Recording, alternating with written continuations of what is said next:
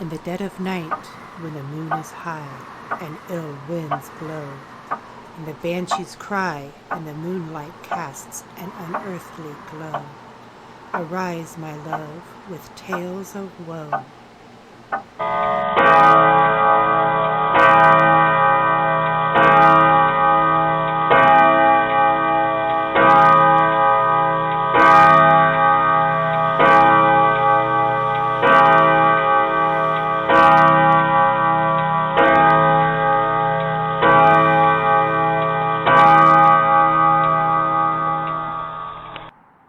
Good evening. It is 12 midnight, the paranormal hour. Welcome to Ghost to Ghost. I'm your host, Chief Lawson. Ghost to Ghost is a podcast to discuss all paranormal and parapsychology subjects. You can find Ghost to Ghost on all major formats, so tell your friends, tell your family. Come listen to Ghost to Ghost. Good evening, ladies and gentlemen. It is that time. It is the midnight hour. It is time for Ghost to Ghost. Tonight, we have a very special episode on the show for you. Tombstones, symbolisms, and at the end we're going to throw in a little epitaphs. So, tonight with me is my cohort and my director, Heather Lawson. Hello. Tonight, folks, we're going to start adding a new feature. What is Chief drinking tonight? Well, Chief actually is drinking something a bit odd for Chief, because usually I'm a Scotch guy. But tonight I am drinking blackberry whiskey. I have just a little taste, kind of veered off the normal track. Where did you get the blackberry whiskey? From the bottle. It said blackberry whiskey in the bar. Yeah, the blackberry whiskey came from, thank you, came from Black Dog. Black Dog, I believe it is. Did anybody give it to you? No, this is one that I actually acquired on my own.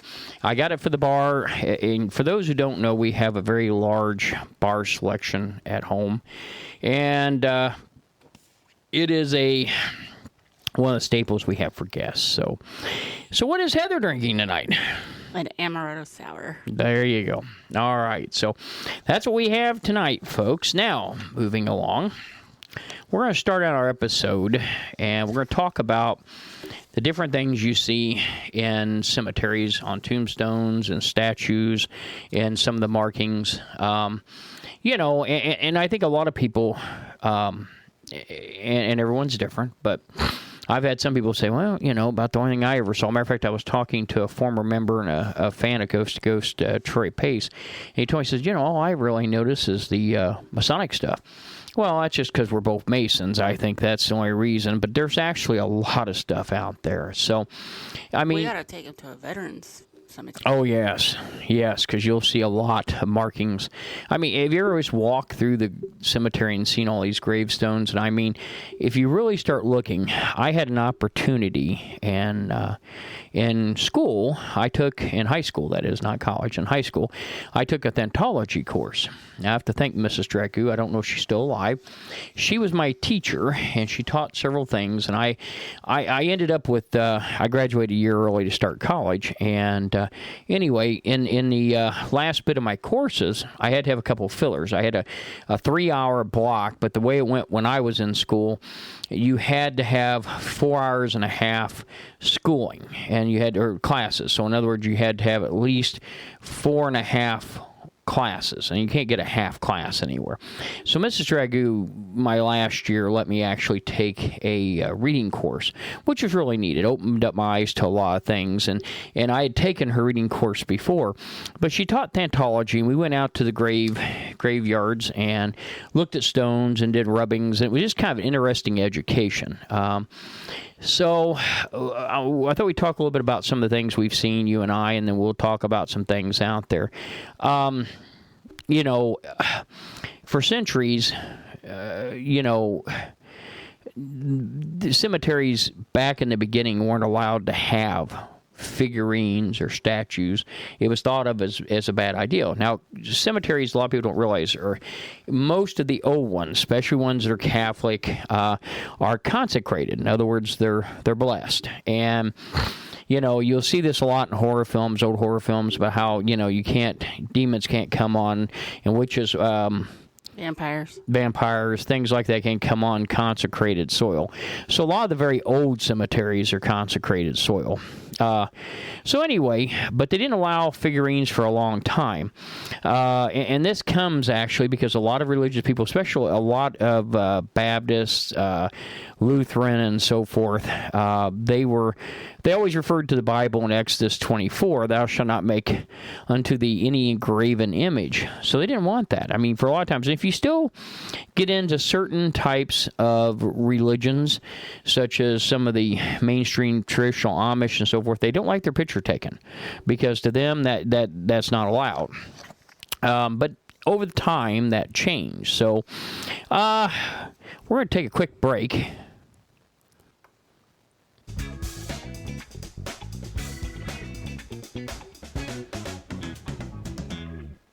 All right, folks, we're back. Sorry about that. We had a little bit of technical difficulty.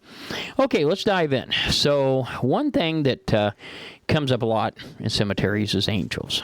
Okay, and believe it or not, how angels and different symbolism is depicted has meaning. So we're going to talk about carved hands. Whenever you see a hand, it can, depending on the way the hand is posed, depends on what it means. Most of the time, if it's the deceased relationship with God or the others, they'll be in praying hands.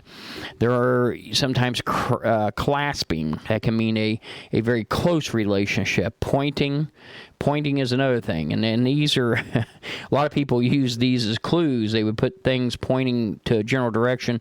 You know, if you were... Go that way. Yeah, go that way. So inverted torches symbolize the extinction of life or the transition to the next realm. Ivy, this is what's carved in. If you get some of the very old stones, they're carved this way and they're beautiful. Ivy represents immortality due to its ability to cling on structures and thrive. Skulls, memento mori, reminders of mortality. You know, death must come. So scrolls can be a couple different things. They can symbolize a person's life, their past, their present, especially at the moment of death, and the future in the afterlife. If 3, possibly it means that's the Tanakh, and it might be part of the Judaism religion of showing those like we would show an engraved Bible. And there'll be 3 distinct scrolls, if that be the case. Sunburst links with death and resurrection. Now in Masonic, that means something different. Weeping willows. I've seen these on tombstones, especially very, very old. Skulls and weeping willows, you see these on very, very old tombstones. And, I'm talking like 1700s or earlier. Weeping willows represent sorrow.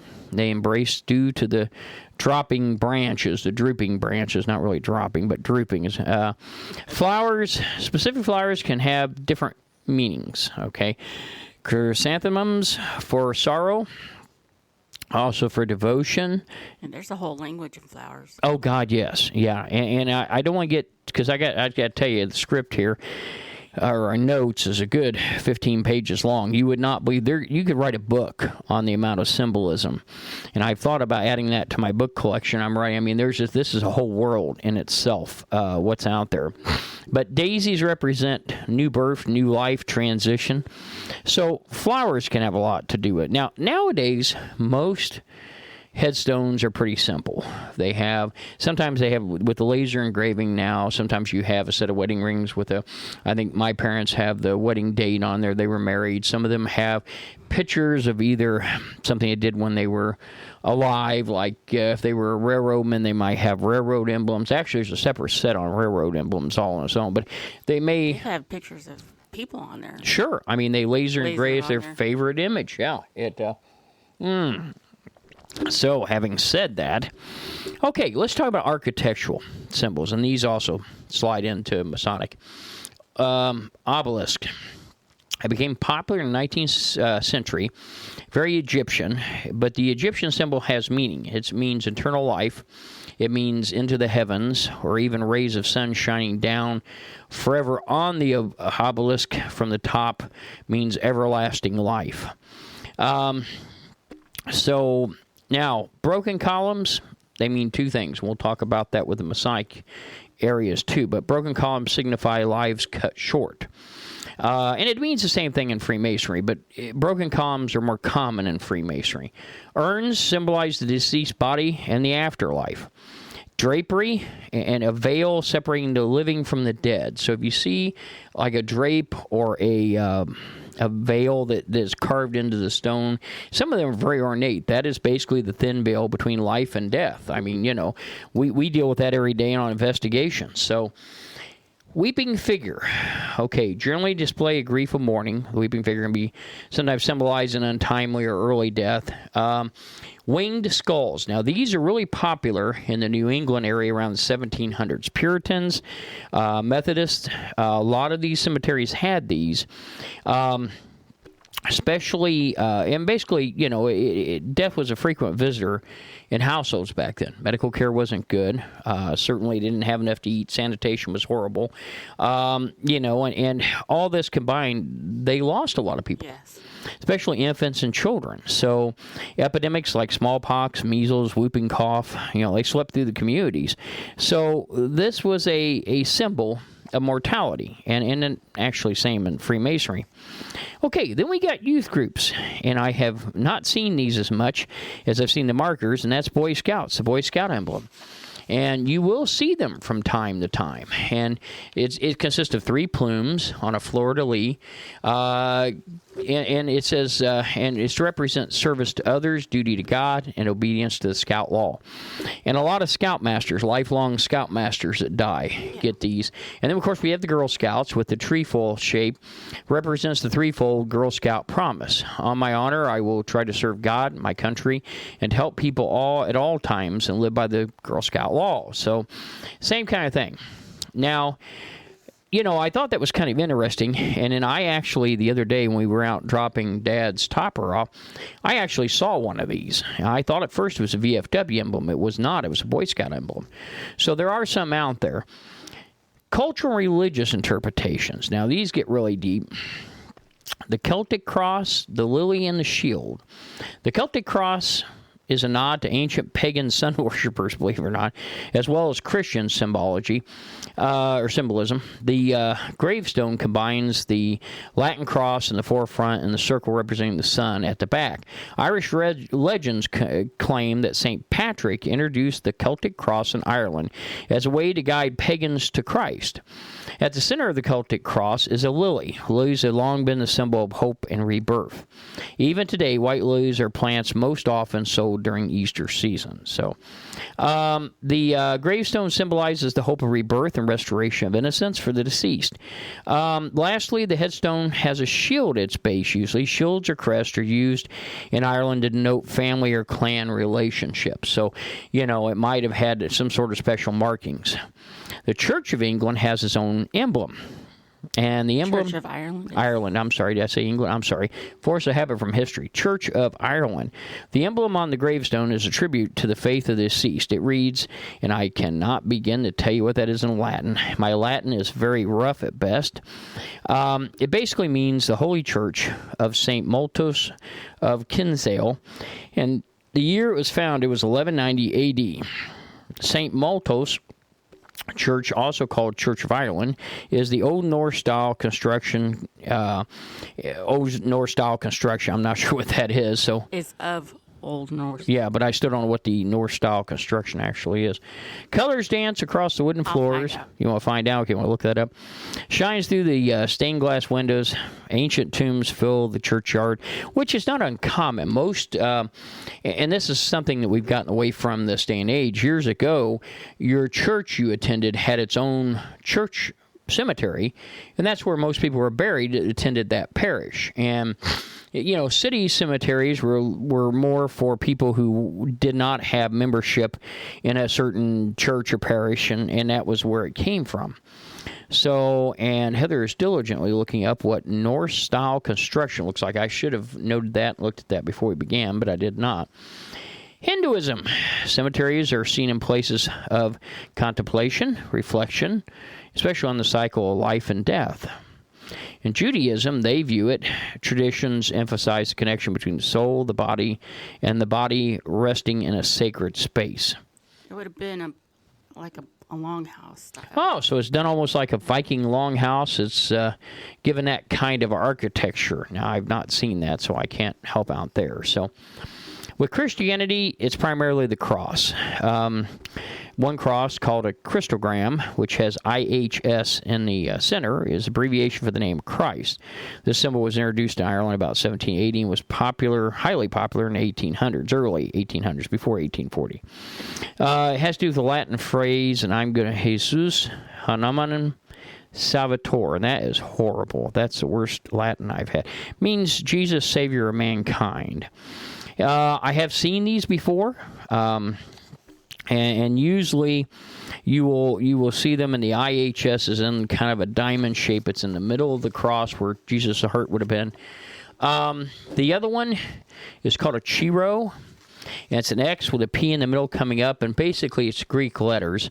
And it actually is a symbol that comes from Emperor Constantine's vision, instructing him to inscribe a heavenly divine symbol on his soldiers' shields. Now, this was told to him to keep his soldiers from being defeated. On a tombstone, it signifies resurrection. So, the Ionic Greek cross. And this cross on an Irish gravestone is a combination of both the Ionic Greek and Ionic crosses flared out at the end. So this has like a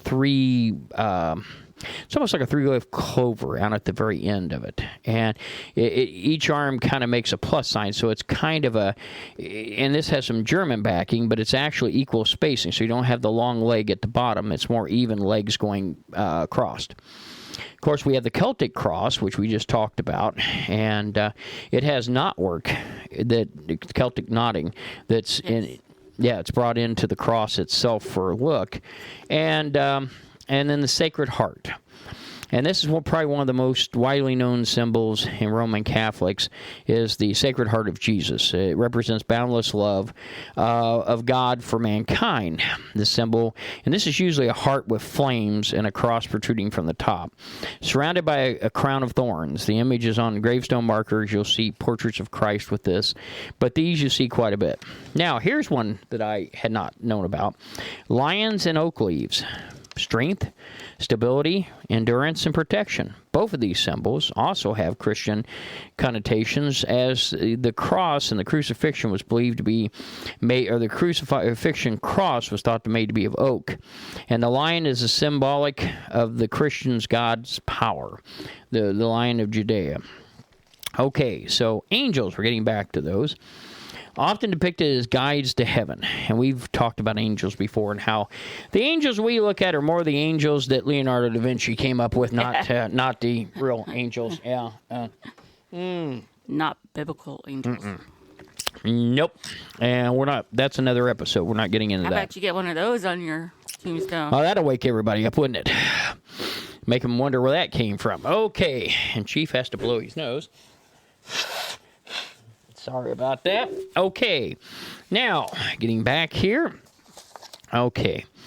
That's a bit of a long episode, so everybody hang in there, but there's a lot of good information here. Okay, so these angels' arms are crossed usually when it means they're seeking a blessing. Of course, if they're praying for the soul that has perished. And, you know, if they're looking heavenly, they're praying to God in heaven and asking for his blessing and his guidance and bringing that soul to heaven. Thy will be done. These are the words of Christ spoke during his final hours on the earth in the Garden of Gethsemane. And you will find these from time to time on older tombstones, 1700s usually.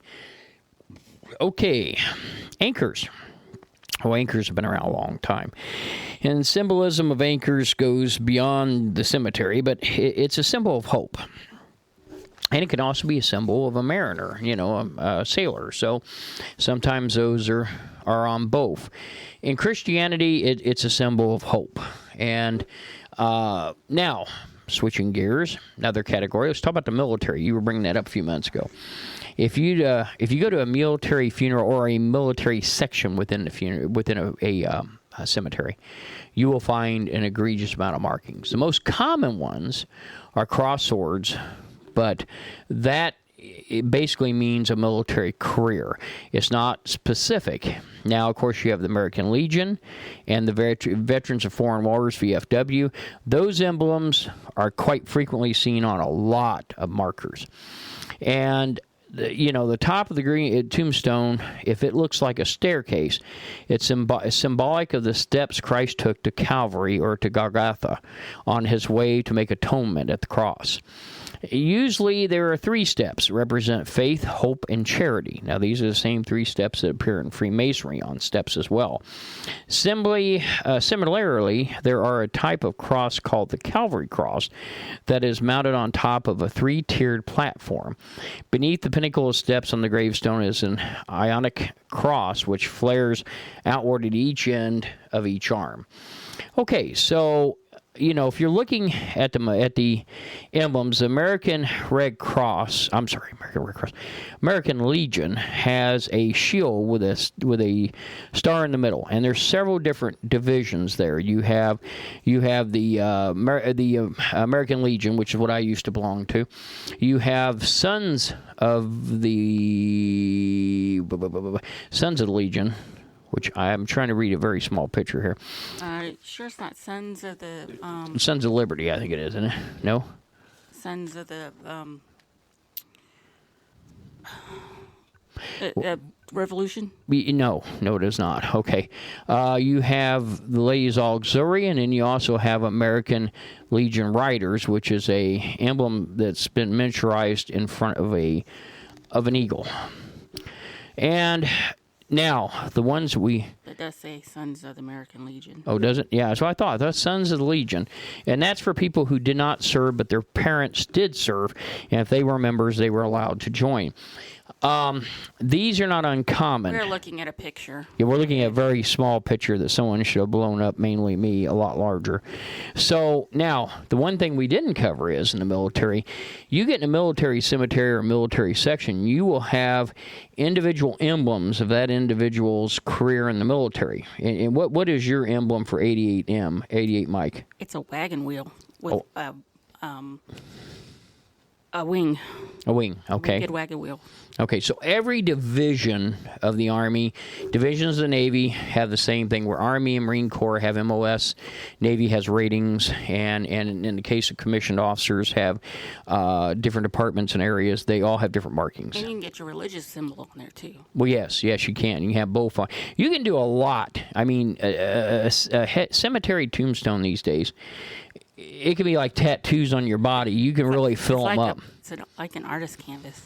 I know several Masons, if they had to put all the emblems on the back, there wouldn't be room for their name. They'd have to have a bigger stone. Yeah, I know guys that would do that too, not mention any names, because he probably doesn't listen anyway. But true, Masons love emblems, they love symbolism, and they love lapel pins. And I'll never forget, there's 2 individuals that did not take my joke very funny, but I found a meme that had a collar extender, and it was like this extra cloth you put on your collar so you put more pins on. One poor brother's gone, and I thought the world of him. His name was Floyd Sendemeyer, great guy. And he loved wearing pins. He always looked like, as we put it, a Chinese admiral. Anytime you saw him, he had tons and tons of pins. There's another one, a gentleman who collects pins and titles pretty well, and I'm thinking that'd be right down his alley. Okay, so God forbid he pass. I mean, I want to make sure everybody understands that. So let's get to the story. Let's talk about some of these other military emblems. So if they were in airborne, they would have an airborne emblem. In the Navy, it all depends. They may have their rank. They may have their rating, or in the Army, an MOS. Yeah, they could have rank. They could have any combat areas they served in, if they had. Anything. Yeah. I mean, today, it's endless. Now, for those that aren't Freemasons, never grew up in a family that had Freemasons and don't understand the symbolism, that's another big area. Probably military and Freemasonry is your 2 biggest areas of symbolism in a cemetery. First of all, I want to start by saying if you're in a Masonic section, and a lot of cemeteries have those, you'll have a broken column a statue, a broken column in the area. They'll have names like Acacia Boulevard and Hiram Walkway or Biff Avenue. They'll have Masonic names, but also sometimes they'll have a column with a Virgin weeping behind it. And she's standing over it, and she's weeping over the column. Now, it means the same things we talked about earlier. A column is a sign of a Mason who has passed. And it doesn't really signify he died early, died late. It just means he has passed on. The working tools of life have slipped from his hands, and he's passed on to that temple not made with hands, eternal in the heavens. And some things, of course, everybody knows the standard emblem, the square, the compass, overlaid with the G in the middle. Okay, and this is the most standard Blue Lodge Freemasonry.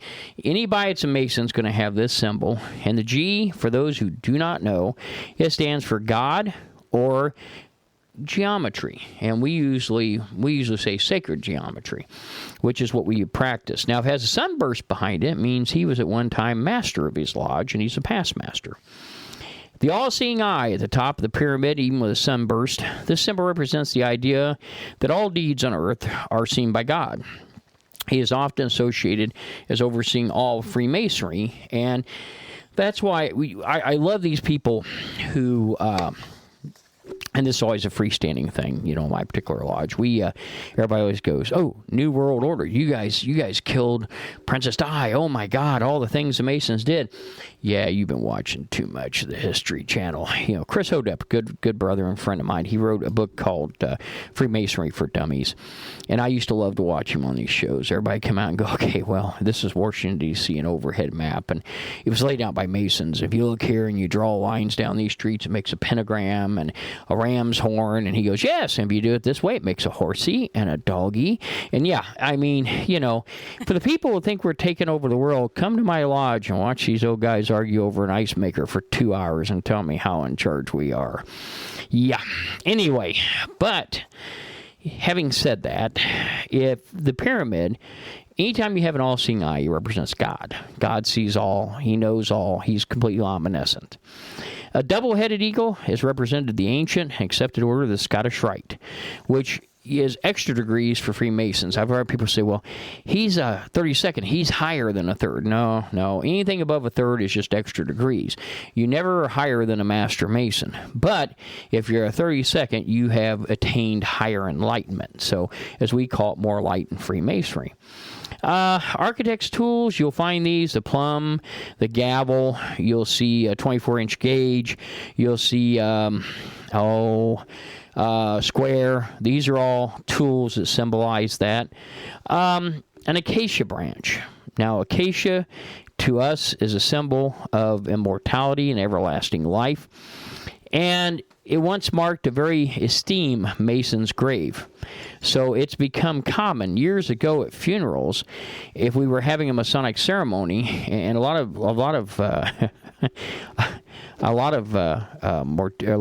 funeral directors have quit planting evergreens outside their establishments, because we would break off little bits of them and put them in our lapel as a symbol of acacia. And I'll never forget, I was talking to one who's passed away now, who owned a very large chain. He said, "Oh, we had to quit doing that." He said, "All the damn brothers kept killing the bushes." He said, "Those aren't acacia." He said, those are standard shrubs." And he says, "They're junipers and they're expensive." And so That's just an evergreen. Come on now. yeah, I mean, what we used to do a lot of times, we would take apart an old Christmas tree. When someone got rid of the Christmas tree, we dissect that son of a gun, and everybody get a little branch, and you put a little black bow on it, and you'd pin it on, and that kept you from bothering the live plants at the showing. So, but anyway, I digress. Broken column with Virgin weeping, we talked about. Oh yes, now this is a primarily a women's organization. Heather is a member of the OES. She holds the station of Electra in her lodge, but there's men there as well. I go.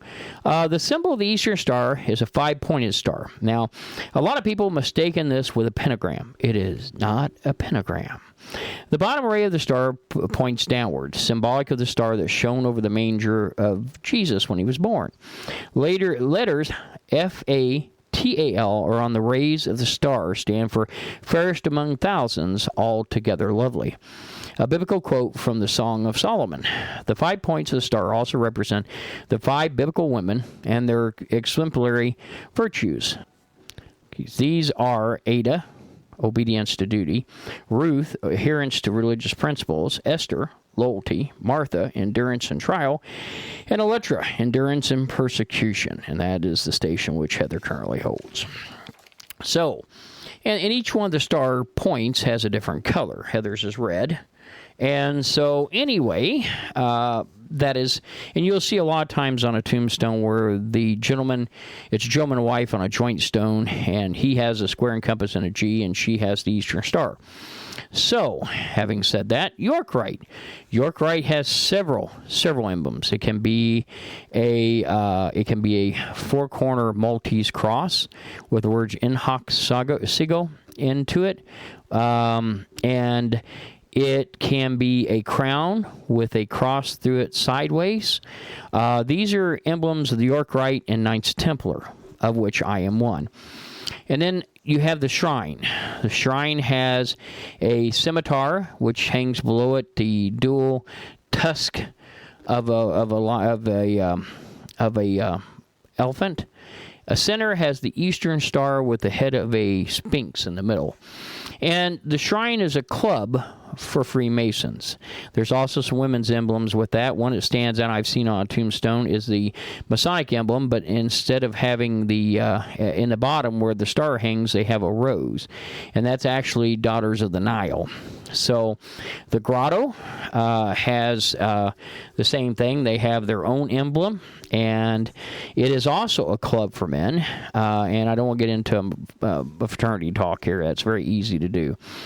Handshake on an arch. That's another symbol of the early degrees of Yorkite Masonry, which is a Knight Templar. That's the Orders of the Arch. Also, we have Knights Pythisis, and for smaller towns outside of larger towns that did not have a Yorkite or weren't big enough to have a Yorkite, a lot of them formed Knights of Pythisis. And on that, you'll see a knight's helmet with additional weaponry, usually 2 fowls or 2 spears or battle axes crossing. The Knights of Pythisis symbols, the knight's helmet is chivalry and honor. Skull and dagger, willingness to die for one's friends. Cross, which is Christ-like and love. And FCB, the wording, that means friendship, charity, and benevolence. Other fraternal orders that are non-Masonic, you will see Fraternal Order of Eagles. I've seen that before. I've seen an independent Order of Oddfellows. Now, these have a 3-link chain with the letters FLT, friendship, love, and truth. Now, I know where there's a cemetery that's all an Oddfellows cemetery. Now, if you really want to know about this, I want you to go down and buy Chris Hodep's book, and I hope he'll be telling you on podcasts to come buy mine. But pick that up. It has a lot of great information on some of these appendant bodies. The Oddfellows came out of Freemasonry. A lot of things did, and it was a form of labor union. They're still around. They're not thriving any more than any of us are, but they're still around. Another one, Knights of Columbus. Now, this was the Catholics' answer to Freemasonry. At one point, when King Philip and the Pope Clement, now this is going back a bit, folks, they turned around and tried to outlaw Knights Templar, and over the years, especially in the early 40s and 50s, Catholicism did not welcome Masons, did not believe in it until John Paul came around and rebuked that. But they formed their own called Knights of Columbus. And you will see a Maltese cross that's turned to a off-center so that your points are going out at like 3 and like 5 and like 7 and like 10. And it has a shield with KFC, meaning Knights of Columbus, on it. It was named in honor of Christopher Columbus. Membership is open to males age 18 and older who are good standing in the Catholic Church, so you have to be Catholic. Knights of the Maccabees. Now, this is one that really got me because I had not seen this. It's more prevalent in Europe, especially England. I'd heard about it in England and in Canada and so forth. It was founded back in 1878, so it isn't that old. I don't know how well they're doing, but their motto was Latin phrase Astra Castra Numen Lumen, meaning the stars, my camp, my deity, my light. Likewise, the degrees, and I tell you, the emblem looks like a tent inside of a world globe, a wire world globe with KOTM written on it. And so the KOTM is known as Knights of the Maccabees. It's just abbreviation for that. And any additional clues? I don't really have a lot of information on them, but it is in the book if you read Chris's book. Little Order of the Moose. Now, my grandmother on my mom's side was a moose. So was my, I think, my grandfather may have been one time. Another one, and of course, that usually has a large moose emblem on it. And they have their own watering places, so to speak. That's what they actually call them. They call them moose watering places. And they have their own benevolent... charitable. Yeah, charitable. It's called Moose Heart. And whereas when Freemasonry, each one of our orders has its own charitable philanthropy, get it right here in a minute, it's different there. Now, something else which is kind of odd, and I've seen one of these and didn't know what it was. Salvation Army, and I'll be honest, I'll be the first guy to tell you I don't know a great deal about Salvation Army, other than the fact that once you join, you go into their ranks. The Christian ranks is considered a Christian Army order, and when you're buried, you can have the emblem. It's not the shield you see on the thrift stores that says the Salvation Army, or the one out around the bell ringers at Christmas. Wouldn't that be something? Yeah, it's a 5-pointed crown over top of a badge with S&T in the middle, and has 2 cross swords, and it says blood and fire, and then a ribbon below it says the Salvation Army. And so today, most everybody sees the red symbol, the red shield. Yeah, that's pretty popular. But this actually, and the symbolism is the sun is the light and fire of the Holy Spirit. The cross, the atonement of Christ. S is salvation. Swords, the word of God. 7 white dots, shot marks represent the 7 principles of the gospel. I didn't see the shot marks on there. Oh, they're at the bottom of the blue circle. Yeah, I see them now. Okay, I didn't see them at first.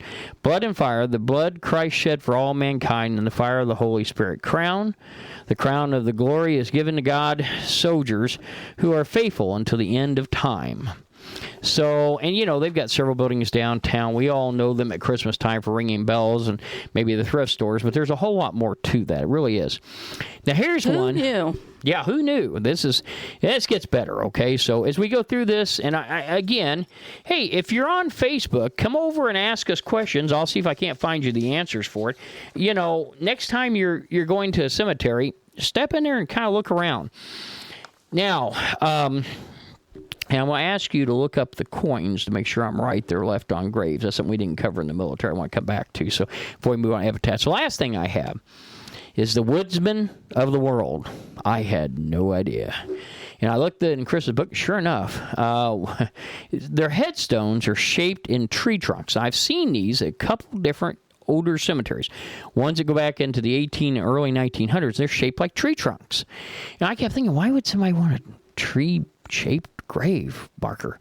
I mean, it's big and it's nice. It's very ornate. Well, it's actually a symbol for the woodsmen of the world, the fraternity turned insurance company. And this is more fascinating than anything. In 1882, founder Joseph Cullen Root heard a church sermon about a pioneer man who was clearing the forest to provide for their families, and inspired him so much he wanted to help provide others too. So Root started the fraternity, and it eventually became an insurance company. So if you see a stone that is shaped like a tree and it has 2 crossed axes, pretty much you're looking at a woodsman of the world. Okay, we're going to backtrack for a minute because something I regret and I didn't cover when we were doing the military section is a honor that is paid to from one vet to another.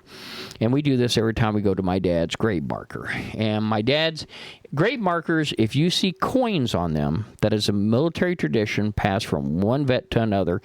Now, a penny means that you're... I have the whole thing. Oh, well, go ahead and read it. Yes, go ahead. So...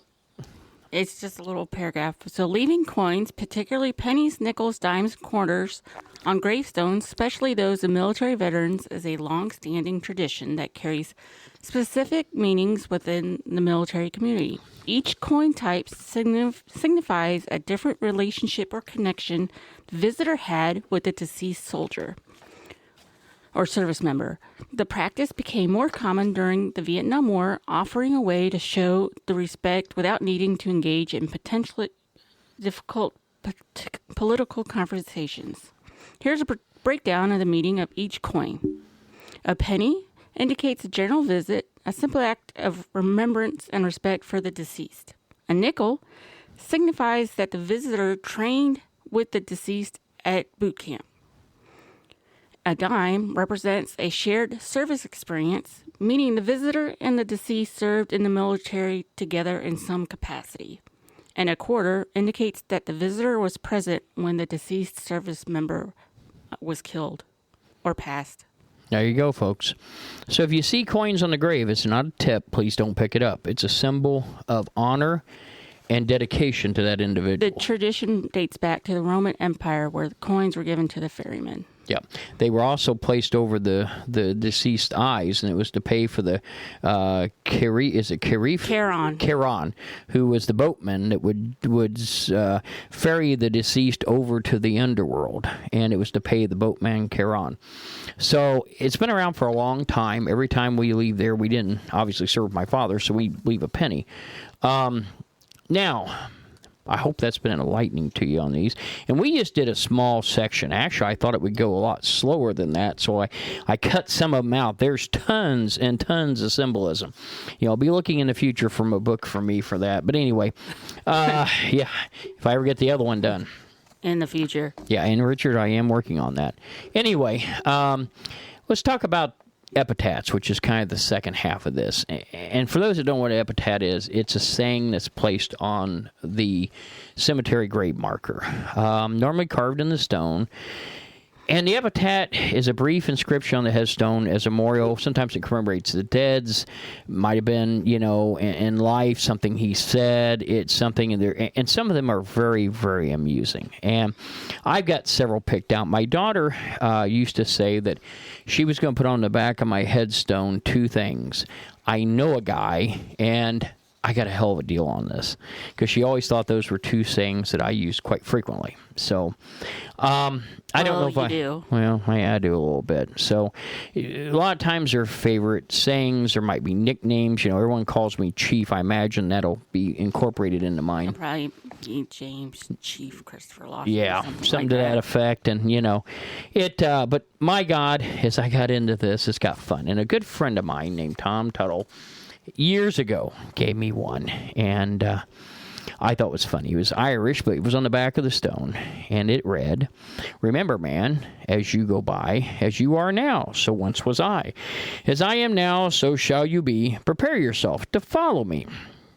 And someone had taken a piece of paper and taped it to the tombstone, and it read, "Man, I am content to follow you. I only wish I knew which way you went." All right, so I'm going to read this one, and I'll let you read this one here. Okay, here's a little different version of it. "Remember me as you pass, as you are now, so once was I." You just read that. Yeah, this is a different one, if you don't mind. Hang on. "As I am now, you soon must be. Prepare to death and follow me. My glass is run, and yours is running. Mine death, for judgment's coming." Now, when it says your glass is running, you know what they're referring to, right? A time glass. Hourglass. Hourglass. So the sand's running. Okay, you take the next one. This one? Yeah.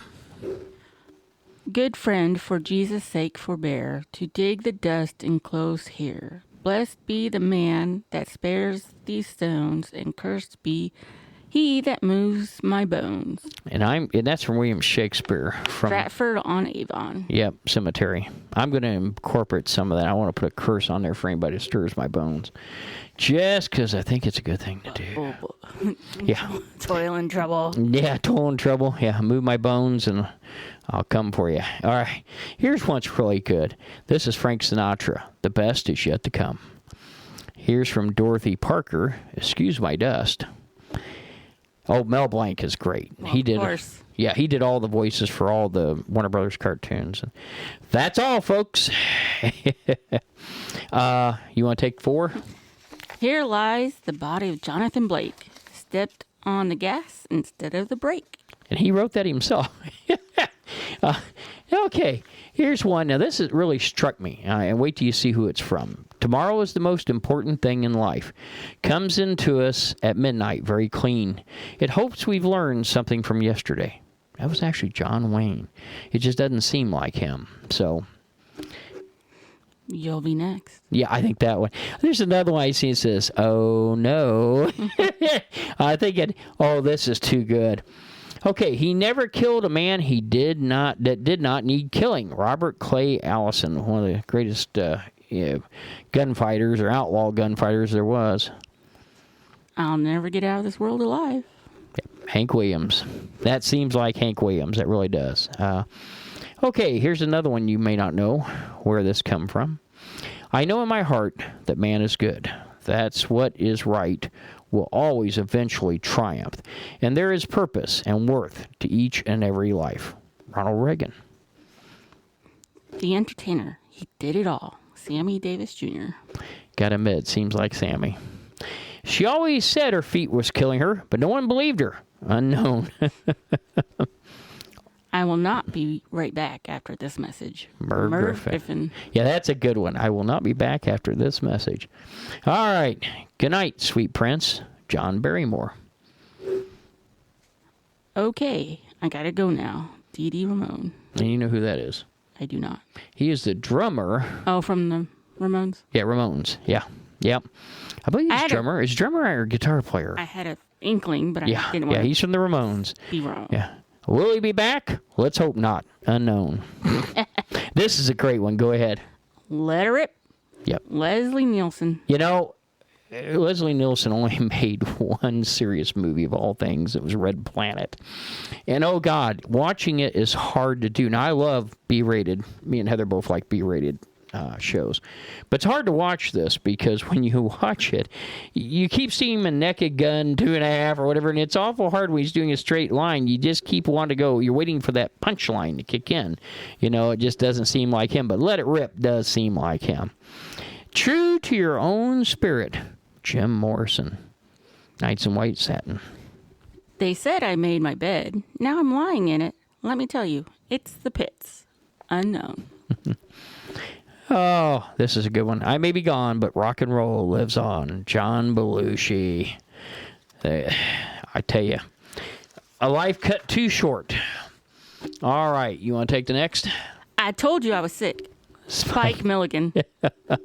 I think I've seen that on quite a few of them. I told you I was sick.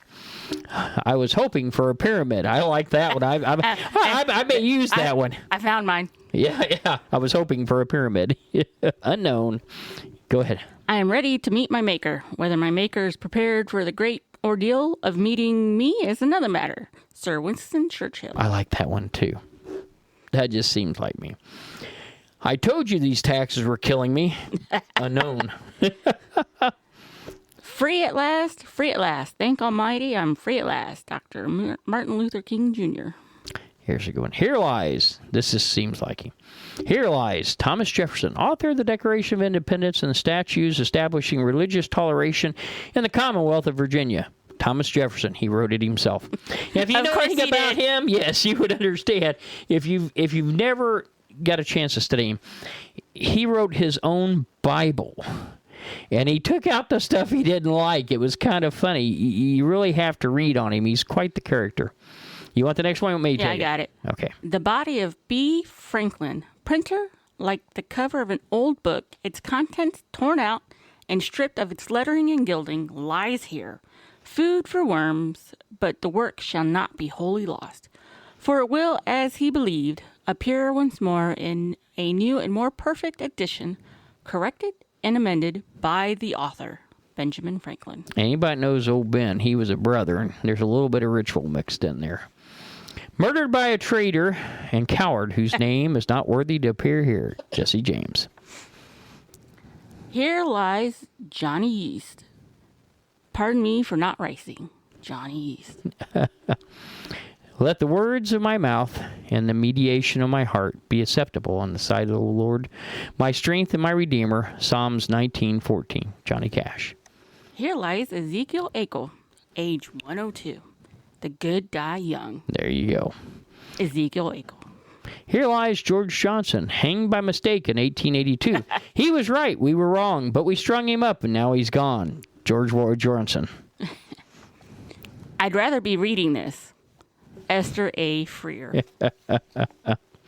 Here lies the body of Anna done to death by a banana. It wasn't the fruit that laid her low, but the skin of the thing that made her go. Anna Hopewell. And this is from a Scottish graveyard.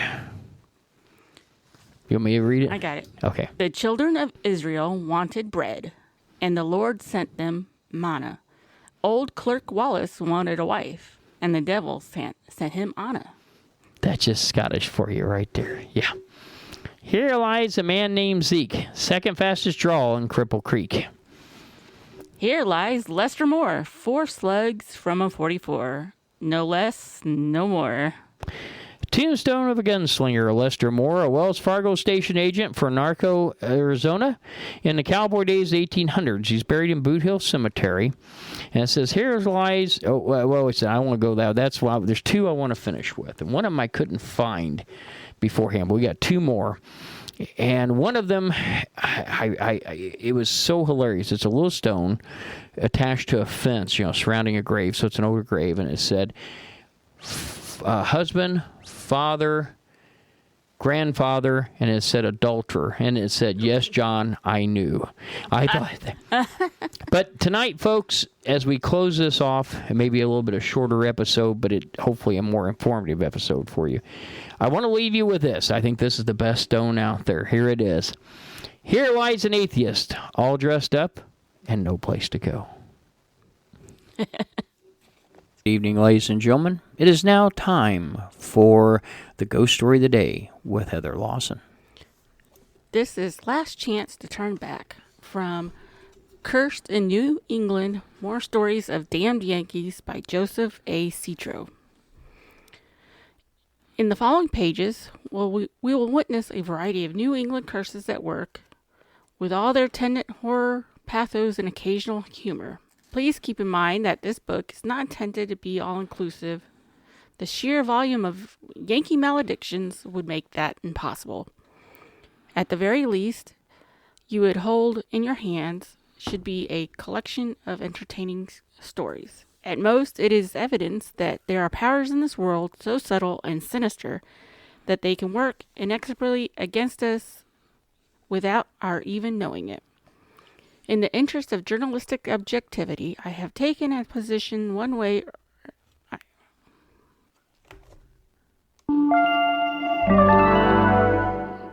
You want to start again from the beginning? No, I'm just that last paragraph.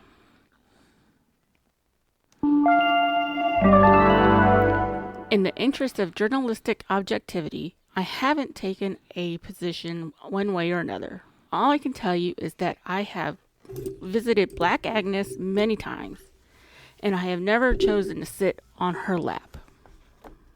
Thanks for listening to Ghost. Again, I'm your host, Chief Lawson.